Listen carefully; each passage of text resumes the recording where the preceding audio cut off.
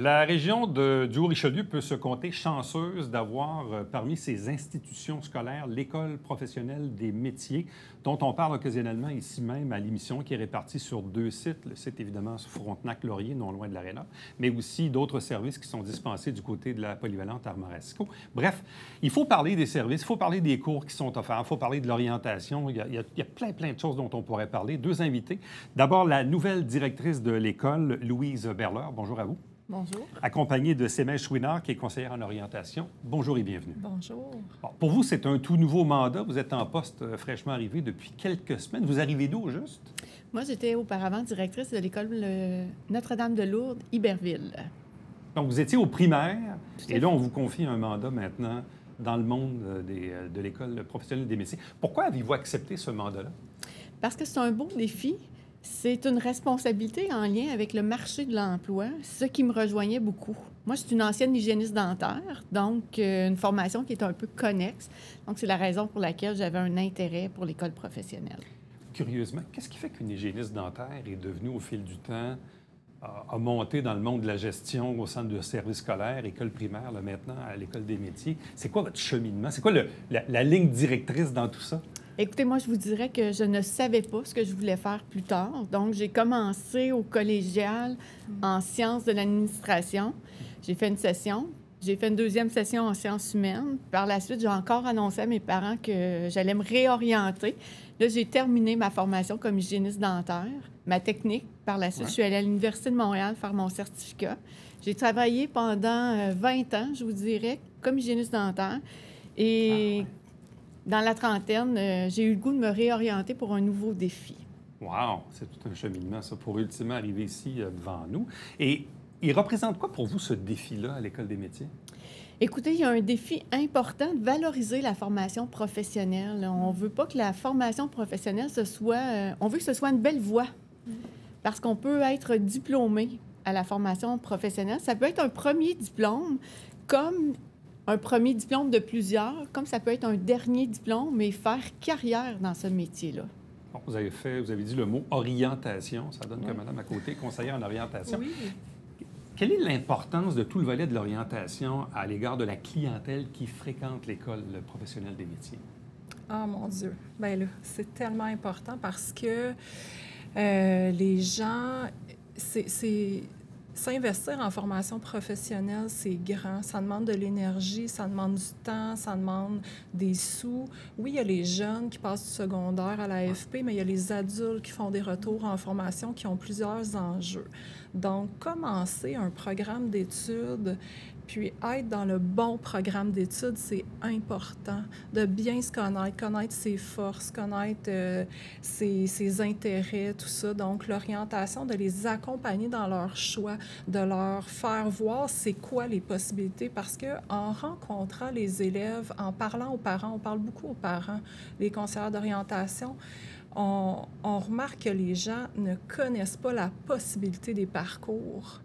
Hein? Il existe là, partout au Québec plus de 200 programmes en formation professionnelle, que ce soit les DEP, les spécialités, après les ASP ou les attestations d'études professionnelles.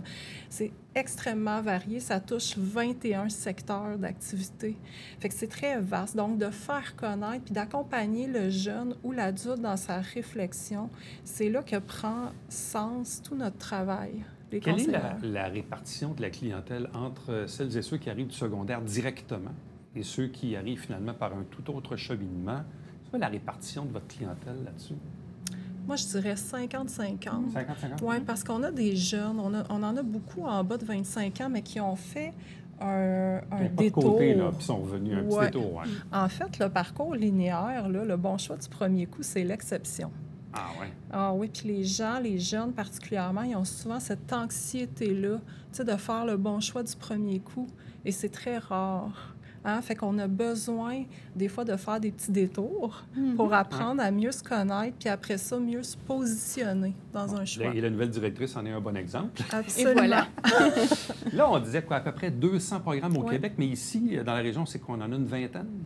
17, pour être précis, avec 2 parcours de spécialisation. Donc, avoir terminé son DEP, par la suite faire une spécialisation en soudage, il y en a une, et il y en a une du côté esthétique en épilation. OK. Ben, c'est ça, là, il y a de l'électricité, il y a de la soudure, il y a l'esthétique, Oui. les infirmières auxiliaires aussi. Tout à fait. Il y en a plusieurs, là. La construction, l'arpentage, Oui. les télécoms, la cuisine, l'administration, le secrétariat, comptabilité, la mécanique aussi. C'est vrai. Tout ce qui est dans le secteur, puis la fabrication mécanique avec l'usinage, le dessin industriel. En fait, on couvre 10 des 21 secteurs. Fait que c'est très riche pour un centre qui est moyen petit, hein, je dirais. Là, on couvre plusieurs secteurs du marché du travail.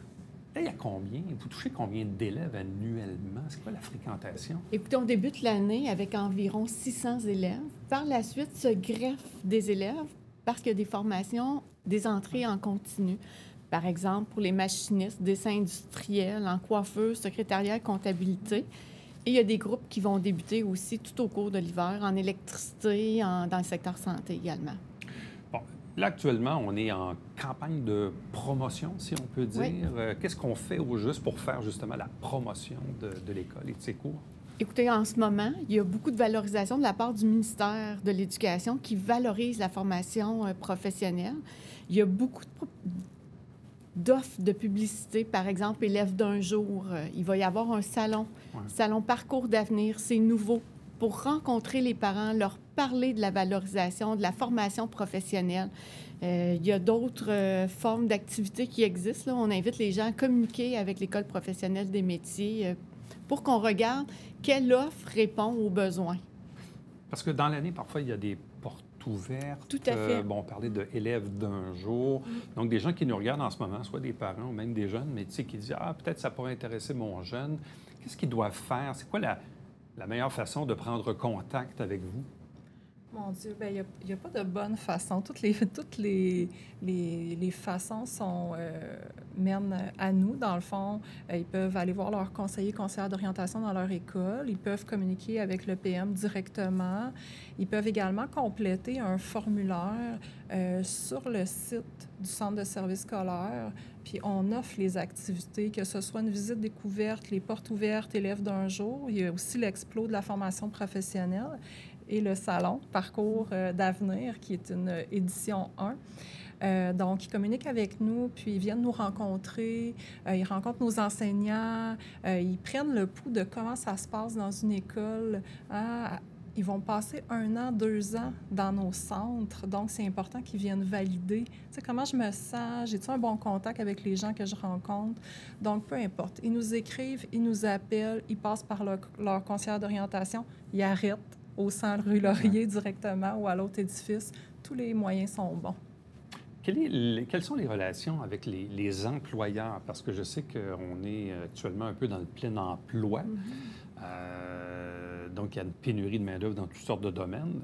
On a déjà fait des émissions ici où parfois même certains employeurs, pas qui voulaient court-circuiter les cours, mais bref, qui allaient faire, disons, de la prospection sur la fin des programmes. Bref, comment vous gérez ça à l'interne? Écoutez, on collabore avec eux. On essaie de voir aussi la réalité du marché actuel pour répondre aux besoins du marché actuel et à venir. Donc, on se rencontre, on pourrait se rencontrer davantage, puis ça, on va le faire sous peu. On a commencé à rencontrer différentes entreprises dans un département, pour ne pas le nommer soudage. Donc, on établit des partenariats avec eux. Bon. Là, maintenant... Là, on est à l'automne, donc la plupart des cours ont commencé. Mais les prochaines cohortes qu'on peut commencer, est-ce que ça peut commencer à l'hiver, au printemps, l'an prochain? C'est quoi l'échelle du temps, si on veut, là? Bien, on a des groupes à l'hiver.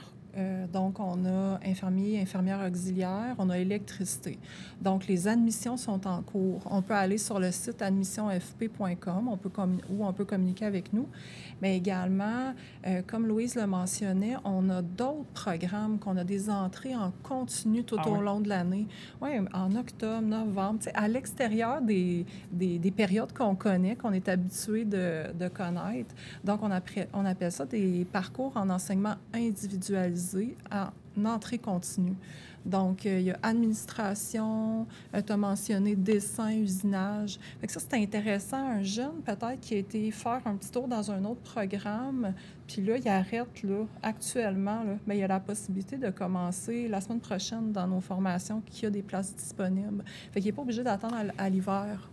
Bon, et parlons justement de disponibilité.